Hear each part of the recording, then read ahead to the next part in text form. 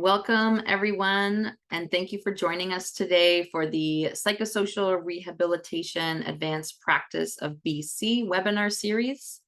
Today's session is titled Independent Rights Advice, Supporting Patient Autonomy During Involuntary Care, a powerful and timely topic that speaks to the heart of psychosocial rehabilitation: dignity, choice, and the right to be informed.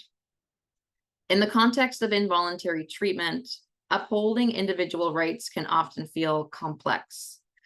That's why we're honored to spotlight the Independent Rights Advice Service, IRAS, a legal information initiative rooted in person-centered care, justice, and systemic accountability. This session will walk us through the history and structure of IRAS in BC, how it aligns with psychosocial rehabilitation principles, the real-world impact of independent rights advising, and the challenges and learnings from its first year of operations. Whether you're a mental health practitioner, policy advocate, peer worker, or someone with lived experience, today's conversation will offer critical insights into what it means to protect autonomy and promote agency, even within systems designed around involuntary treatment. We're deeply grateful to be joined by two remarkable presenters who will introduce themselves, Rhea Evans and Sarah Irving. So before we begin, a quick note: this session will include time for question and answers near the end, so please feel free to add your questions in the chat box throughout the presentation. Over to you, Rhea and Sarah. Hi, everyone, and thank you for joining today. I'm so honored to be here. Like Tracy said, my name is Rhea, and I am a rights advisor with the Independent Rights Advice Service. And I work out of Vernon, CMHA, and cover the interior health region. Just before I begin, I'd like to do a land acknowledgement. Here at Vernon CMHA, we recognize, honor, and respect the unceded territory of the Syilx Nation and the people of the Head of the Lake, whose traditional and ancestral territory, CMHA Vernon and district offices are situated. We respect their connection to the land and honor their history and culture throughout continued education. Sarah? Thanks, Rhea. Hi, everybody. Thanks so much for taking time out of your day to join us today. My name is Sarah Irving. I use she, her pronouns, and I'm the Provincial Manager of the Independent Rights Advice Service. I work for the Provincial Office of the Canadian Mental Health Association and have the privilege of working alongside Rhea, the other rights advisors, and the rest of the team in delivering the service. And today I'm joining you from unceded Musqueam, Squamish, and Tsleil-Waututh territories, where I'm a white settler and uninvited guest with gratitude on these lands. Rhea is going to be taking the presentation today, but I am here to support and happy to answer any questions. Thanks so much for joining us. Thank you, Sarah.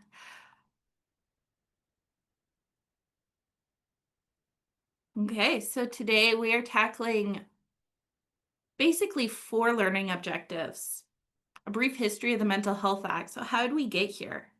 Understanding the role and purpose of the Independent Rights Advice Service, understanding the impact of the Independent Rights Advice Service, and exploring the challenges faced by the Independent Rights Advice Service. I'm going to be switching back between saying the entire name and saying IRAS, as well as Psychosocial Rehabilitation and PSR, just so there's no confusion. So how did we get here? Basically, the Mental Health Act was passed in 1964. It was an incredibly long time ago. And although there has been amendments, they have been quite small, and those have happened in 1998, 2022, and 2023. Currently, BC has the highest number of involuntary detainments in Canada at approximately 28,000 admissions a year. And also currently we have about 6,000 people who are on extended leave. The current Mental Health Act contains a deemed consent model, which means that Once a person has been involuntarily detained under the Mental Health Act, they are deemed to have consented to all psychiatric treatment just by being there. This means they cannot refuse treatment or have a say in their treatment options. This also means that individuals do not get assessed to see if they're capable of making their own treatment decisions. BC is the only province that uses the deemed consent model, and this model is currently being challenged in Supreme Court. The Mental Health Act has no oversight built in. It puts an abundance of power on the director delegate, and it leaves room for non-compliance and infringement of human rights. Many other provinces have oversight built into their mental health acts. And as I already mentioned, no requirement for capacity testing. People can be involuntarily detained based on just what their doctor states, or technically two doctors. In the 2022 amendment called Bill 23, they added a Part 5 to the Mental Health Act titled Rights Advice. This amendment is what made the IRAS program a possibility.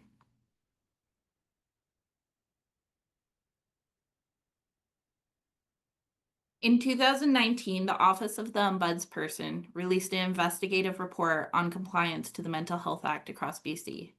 This investigation looked at every involuntary admission across the province in June 2017 and assessed each file for legal compliance.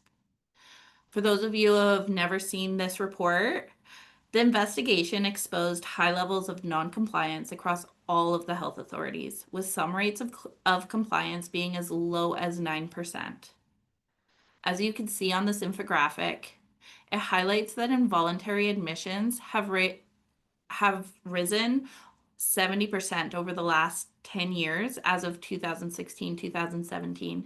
The 5 required forms for every file were only found in 28% of files, and less than half of files contained a notification of patient rights at the time of their first medical certificate. Now, just for everyone, anything less than 100% means that someone's legal rights were violated. So the fact that these numbers are so low means that our system was not doing what they should be. The Committed to Change report set out 24 recommendations, one of them being that the province create an independent rights advice service. And although I could speak to this report and the systemic investigations released in July 2022 for hours, I highly recommend anyone check it out. And at the end, I'll have a list of resources, including these.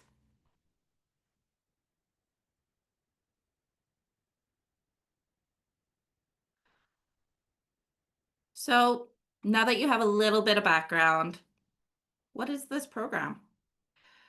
Who are we? Within the Mental Health Act, rights can be challenging to understand and act on, especially when involuntary patients are trying to understand everything else that is going on with their health and well-being, and what it means to be an involuntary patient. The Independent Rights Advice Service is a legal information program that exists to support involuntary patients by being a space where they can ask questions and get more information about their legal rights and how to engage with their rights. The hope is that this interaction with the service improves the quality of the patient's experience in involuntary care. The service provides information only and does not provide legal advice or representation, and will not advocate on the patient's behalf. Just some information for you guys. Other provinces and places in the world have had a service like IRAS for many years. Ontario has had a rights advice service for over 40 years. BC is far behind in implementing this service.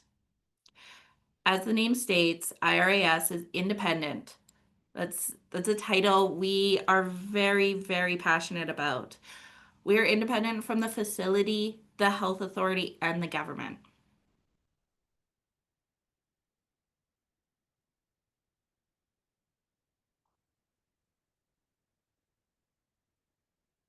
I'm just gonna pause and make sure that everyone's okay chat-wise. Thanks, Rhea. I think we're having some tech difficulties in terms of folks being able to see your slides in a good size so that they're able to read the content versus how big you are on the screen. So Tracy is just figuring it out. Um, yeah, thanks, Rhea. Yeah, maybe Awesome. try re-sharing your screen now. Okay. Sorry about that. Oh. Yeah, excuse me while we do. Okay. It's not letting me stop. Oh, yeah, I already stopped your share. You just have to Oh, I restart the just share. need to reshare. There.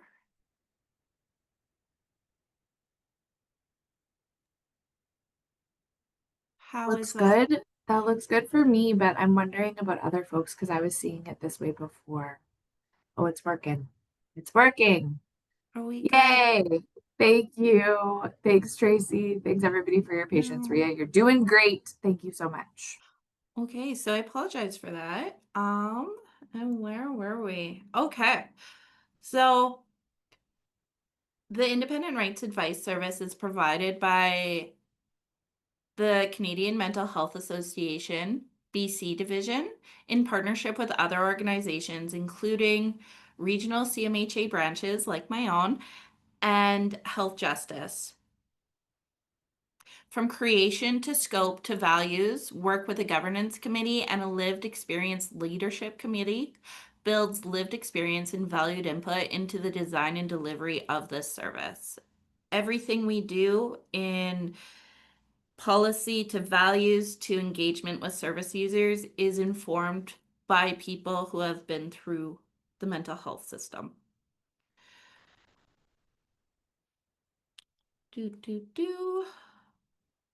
Okay, before we get to the what will rights advisors do and not do, let's talk a little bit about who rights advisors are. Rights advisors, my job in life is to work with individuals who are involuntarily detained under the Mental Health Act. We come in and explain what the service user's rights are under the Mental Health Act and can support the service user in making decisions about their rights and answering any questions about the Mental Health Act. Meeting with rights advisors are confidential. As this is an informational role, rights advisors meet with a service user once, possibly twice, if a follow-up needs to occur. Rights advisors can. So we provide information and legal knowledge. We can start the process of enacting rights, such as helping fill out a Form 7 for a review panel or a Form 11 for a second medical opinion. We can explain what the process of a review panel is, such as timeframes, what to expect, and how to prepare. We can explain how finding legal support works and the difference between the mental health law program, legal aid, and a private lawyer, and what each can support with. We can explain how the service user can report concerns and to who and for what reason. What is not on this list? Rights advisors can provide connection, an unbiased, as we do not know the person or have access to their medical files, safe place for the service user to talk freely and ask questions and feel their feelings.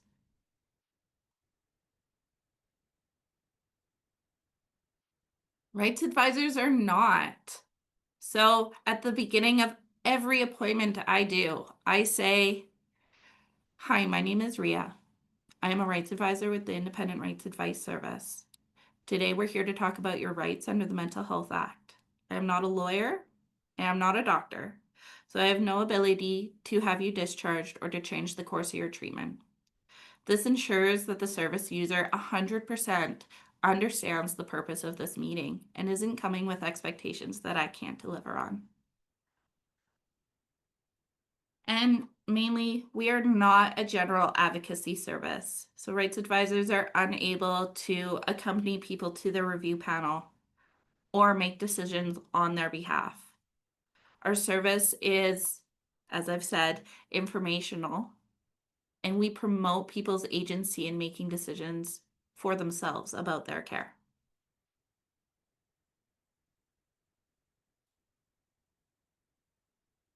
Oh, just a little note on our job description. I'm not going to go through the whole thing, but just to explain, you know, the people who are rights advisors. So, requirements, you need to live within 25 kilometers of a detaining facility. So that a rights advisor can do in-person appointments if need be.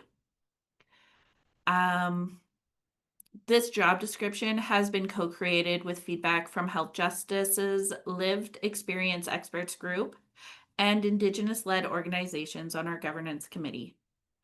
A big asset is rights advisors who have lived and living experience in involuntary treatment or within the mental health act system. We value the voices of people who have been through the system before and believe that they can support people who have been there as well the best. Our training, to be a rights advisor, we receive 50 hours, 50 plus hours of mandatory training that will ensure that we provide neutral, trauma-informed, and accessible rights information. Initial training includes Mental Health Act training, rights, history, special demographics such as children, immigration, criminal code, different intersections of the Mental Health Act. We get training on accessible communication so that we can explain legal rights to people across all cognitive abilities. Indigenous cultural safety, anti-racism fundamentals, and much more.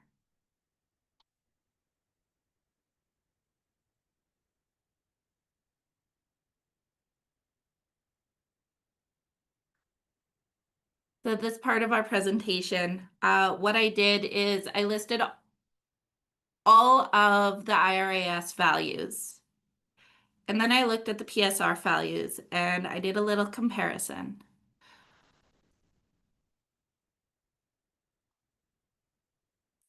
Truly, IRAS values and PSR values are quite similar.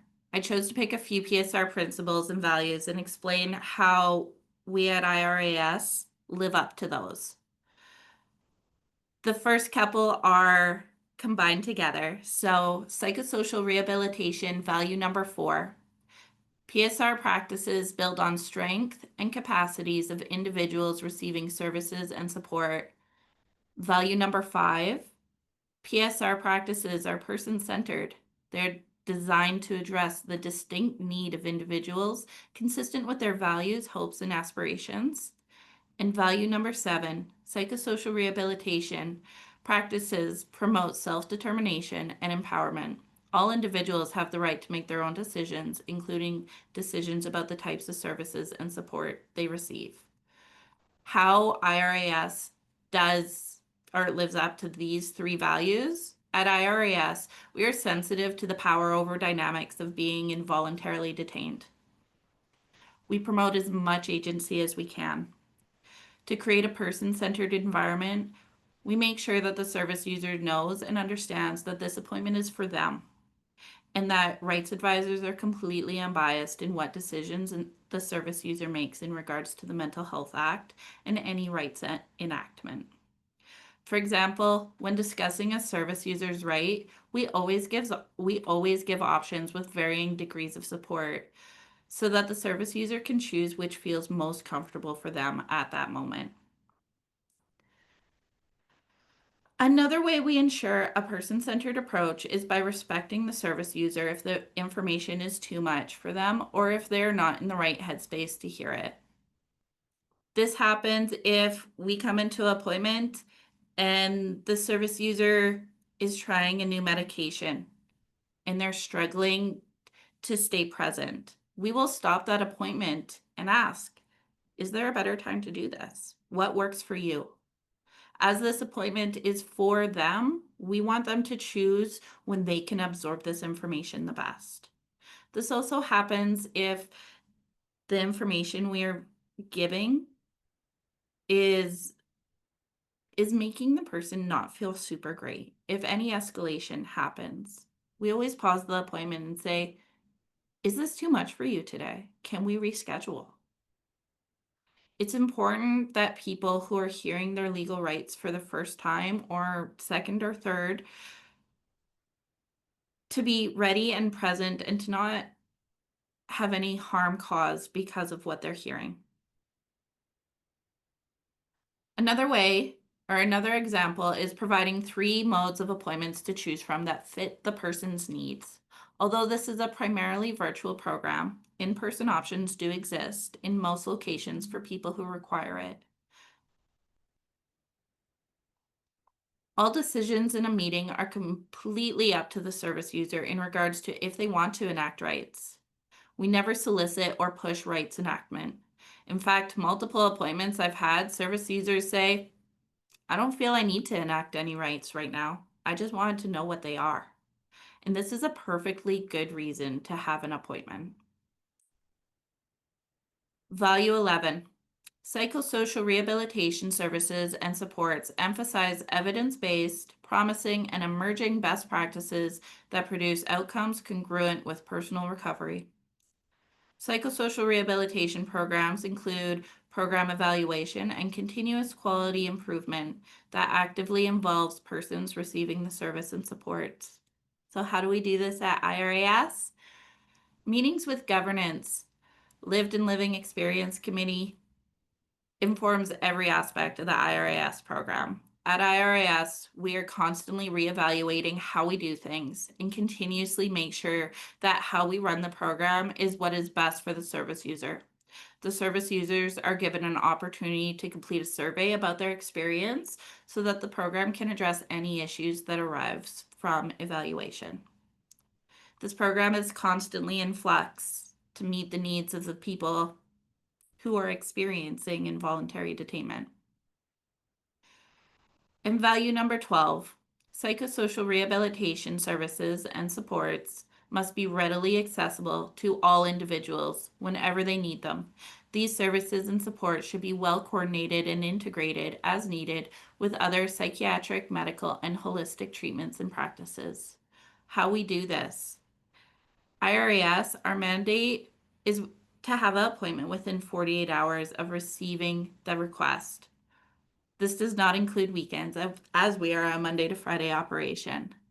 But this also means we don't have wait lists. If someone wants to hear their rights, they will hear their rights within that week. We are also fully rolled out, which I will address later on, to all designated mental health facilities and to people on extended leave. So everyone who falls under the Mental Health Act as involuntary has access to a meeting with a rights advisor.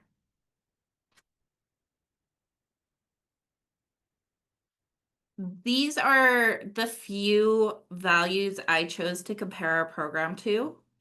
When reading the other psychosocial rehabilitation values and principles, it was my opinion that we really fit them all. Our program is person-centered and we're truly there for the service user. So, implementation. I was lucky enough to be the first rights advisor ever hired. I'm part of the first cohort of 5 rights advisors across the province. I've been here since the beginning and I've been able to watch the growth over this past year and a half. At launch in February 2024, the IRAS began a slow rollout phase into designated facilities across the province, with 3 operational staff and 5 rights advisors, 1 for each health authority. We began the task of implementing this brand new program into every facility across the province. At that time, we rolled out to 5 facilities, and each of us had a role in supporting in implementing our region. So that meant going to meet and greets, meeting staff, talking with people on how to make this service happen. 1.5 years later, the IRAS program has rolled out to all of BC's designated facilities, including federal institutions like the Regional Treatment Center. And in June on June 16th, 2025, we rolled out to people on extended leave in the community. And for any of you who don't know what extended leave is, when someone is discharged from hospital but is still under the Mental Health Act in community. So those people are still under the care of their doctors and care team. They just don't need that within facilities. So they live under a certain set of rules and can be recalled to the hospital at any time. So we are now rolled out to all people, which is really exciting as it's been a year and a half of long, hard, and amazing implementation. Currently, healthcare providers for people in facilities notify the service provider or the service user that they can have an appointment with a rights advisor.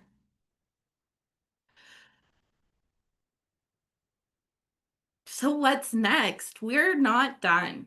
At the end of it all, we started with 5, and the goal is to have 30 to 40 rights advisors across the province so that every area is covered.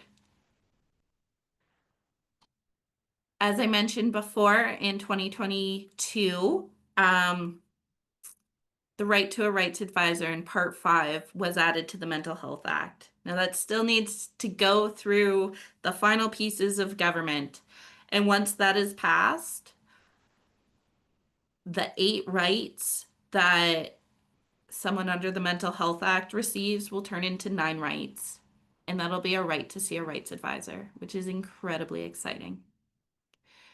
Once that happens, down the road, our rights advice meetings will be automatically triggered for people who meet the criteria. So instead of people having to learn about the program, ask for the program, have to hear about it from their facility team like nurses, it'll automatically happen so that every single person under the Mental Health Act will have access to their legal rights information.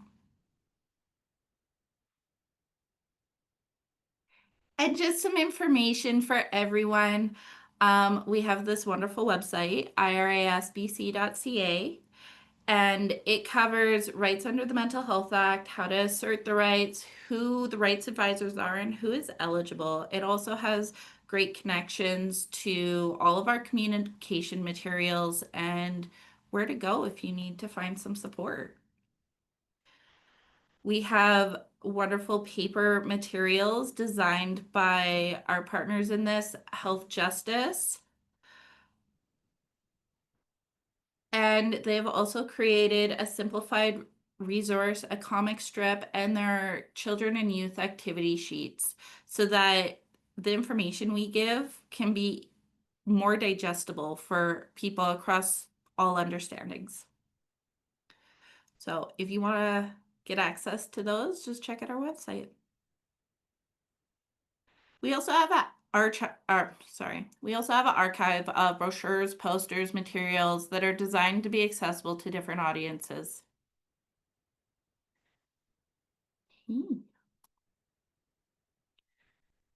So, what are the benefits? What's the point of all this? Before I address my personal perspectives, there was a study done to look at the benefits of rights advice services across other jurisdictions in Canada and in other countries.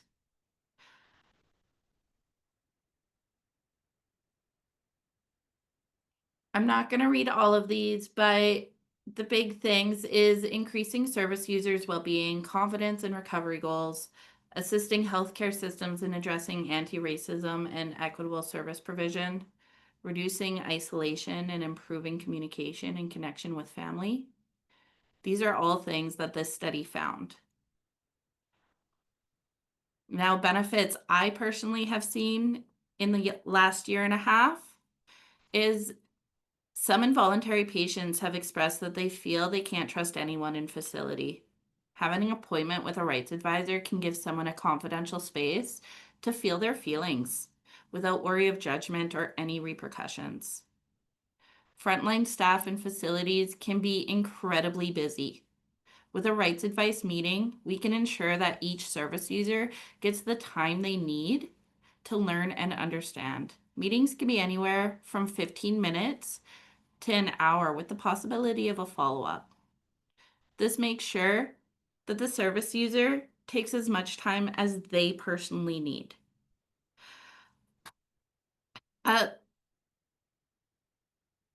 Yeah.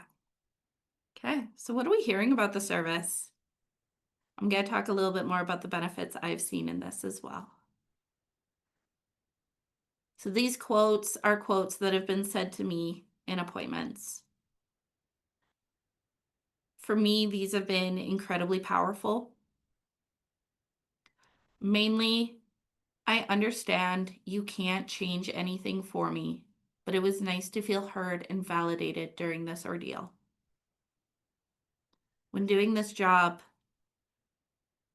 we are meeting people in some of the worst days of their lives. And to have someone be like, I know you can't get me out of this, but I appreciate you talking to me, truly means the world. So my first instinct is to always like, how do we fix this? And we can't.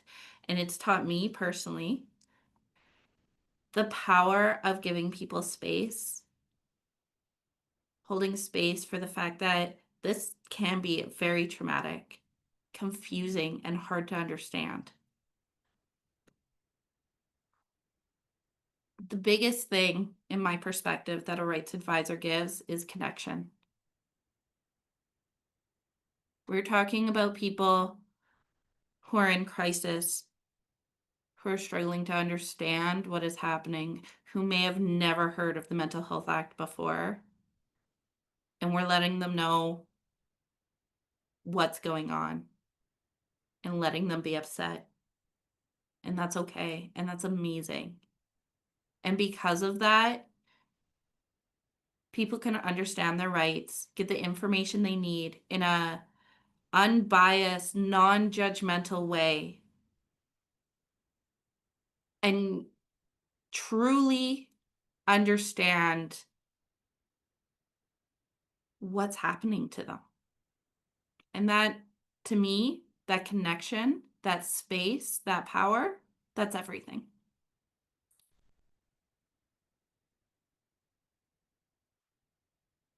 Feedback we've gotten from some facility staff.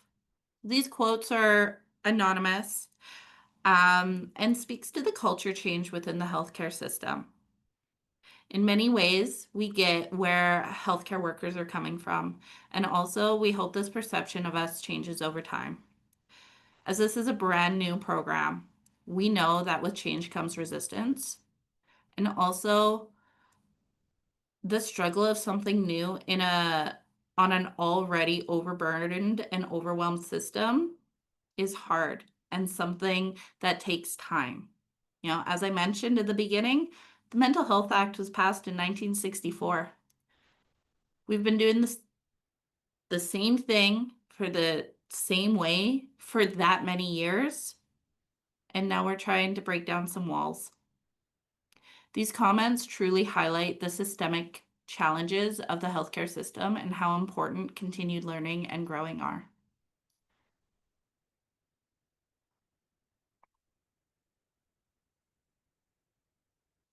Oh, over the past year and a half, starting a new program, a historic program that has never been done before, comes with challenges. Mainly, we didn't know what we were walking into. This is a beautiful list of some of the things that this service has come across. Operational readiness of the health authorities and facilities. As I've already discussed, and as I'm sure many people in the audience know, our healthcare system is overworked and overburdened. Adding more things is hard. Adding another process, adding another learning module in a system that's already tapped out is complicated. Our goal through rollout, through implementation, was to make things as easy as possible so that we weren't seen as just another thing, but as we're like, eventually we're going to make this easier. lack of existing infrastructure for confidential meetings and technology needs. Starting a primarily virtual program in a system that's still catching up to virtual life, as well as requiring confidential private spaces in hospitals that are very tight on space.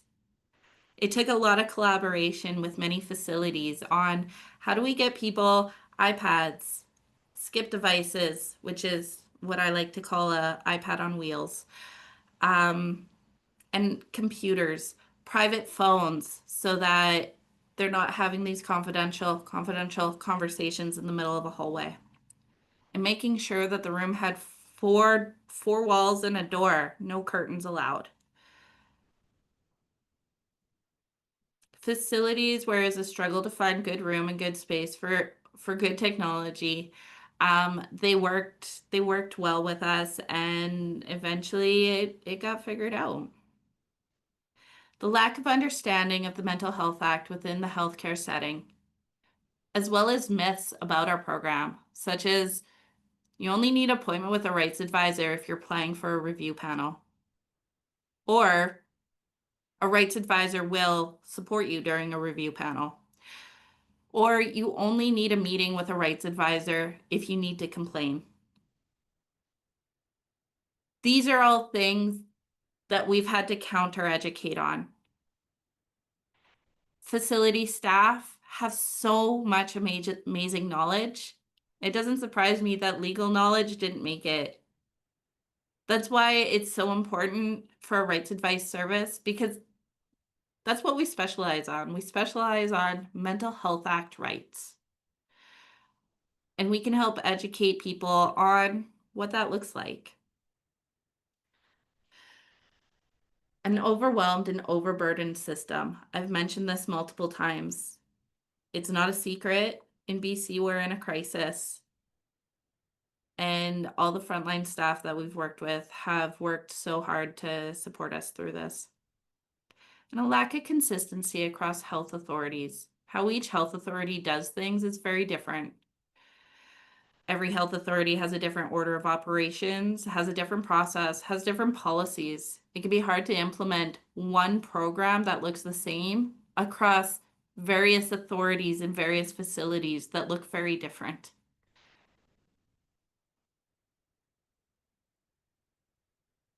So that's the end of my presentation. Now we're going to tackle some discussion questions.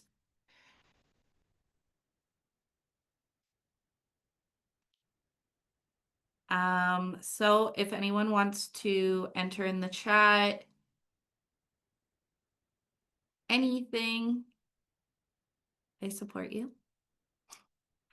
And then also if anyone has questions or discussions, please, let's hear it.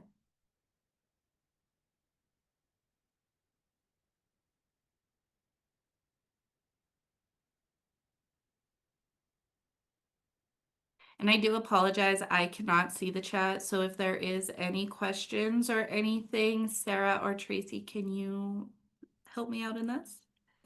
Yeah, for sure. Absolutely, Rhea. Nobody has put anything in the chat yet. But yeah, just curious about if people have heard of the service and if you can see the service being incorporated in your work or in your world, or if you're from a different place and there's a similar service in that place. I would love to hear what your experiences have been. And I think maybe the juiciest question from Rhea and my perspective is just for anybody in the audience who works in mental health. How do you ensure that you're keeping PSR values alive in a system that doesn't always incorporate them? Just would love to hear folks' expertise, or yeah, again, as Rhea said, any questions about the service, we're happy to answer as well.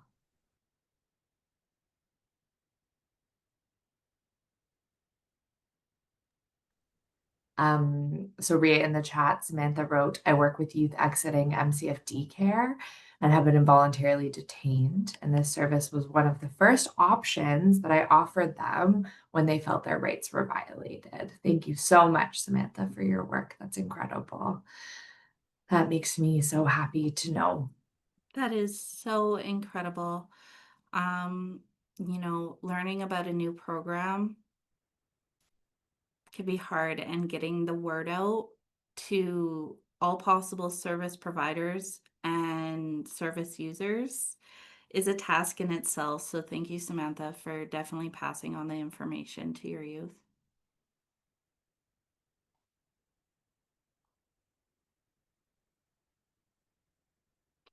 Does anyone else have any questions at all? Concerns, thoughts, ideas? Samantha also put in the chat, Rhea, do you see a future where the service, if automatically offered to people when they're detained, possibly someone located in the hospital when they arrive? Do you see a future where the service, if automatically offered when somebody is detained, to have somebody located, like a rights advisor located in the hospital to like maybe meet them when they arrive?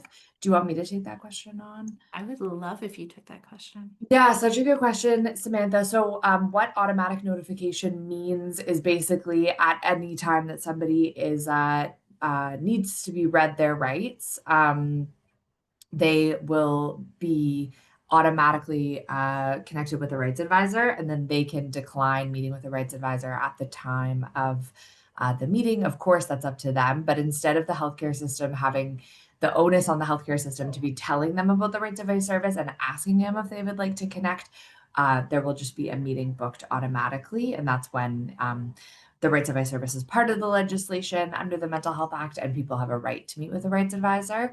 So we're very excited for when this happens because, and we, again, Samantha, and to everybody here today, we don't actually have any control of when the legislation passes, but we're so excited for when this happens because I think, as Rhea mentioned in her fabulous presentation about just some of the implementation challenges, I think there's so much staff turnover. The mental health system is so overburdened, as we know. And I think sometimes the way we're talked about by the system, and also if we're talked about at all, is been a little bit inconsistent, which makes sense because we are a new service. We're very excited for just there being no kind of like choice in the matter and it just happening automatically.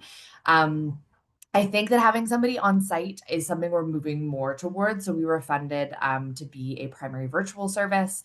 And that has come with its own bumps. I think it's easier, geographically when the province is so big to be able to meet with people virtually, but we also understand the need for having more of an in-person presence. So we're moving towards having a more in-person presence in some sites moving forward. Thanks for that great question. You are aligned with what we're hoping for too. So thanks for being in our corner, Samantha.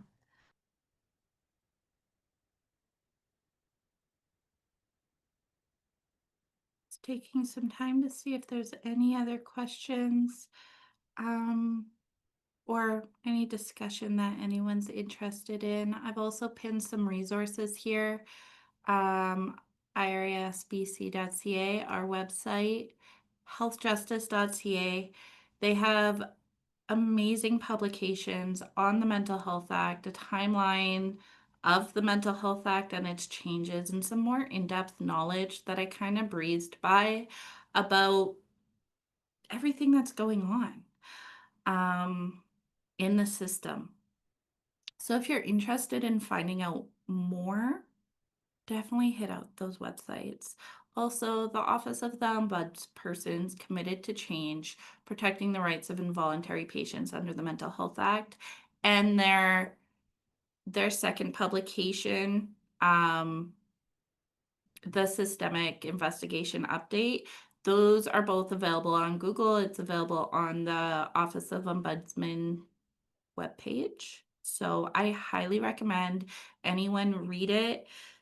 It gives you knowledge about what's happening in a system that we're not always involved in. And I think the more the general public knows and the more community knows, the better. Because how can we make things change if we don't know what needs to be changed?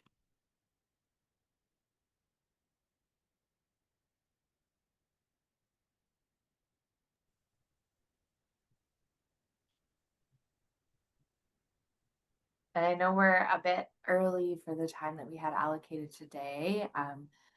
Happy to, let folks go and wrap up today's session. Please reach out if you have any other questions. Thanks so much for taking the time to be here today. Thank you, everyone. And thank you to Tracy and the team at Psychosocial Rehabilitation Practice. It's such an honor to do this and get the information on our service out.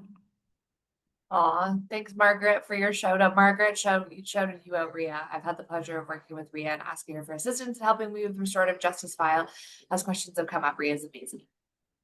Thank you, guys. Thanks, folks. Have a good weekend and happy Friday. Thanks, everyone.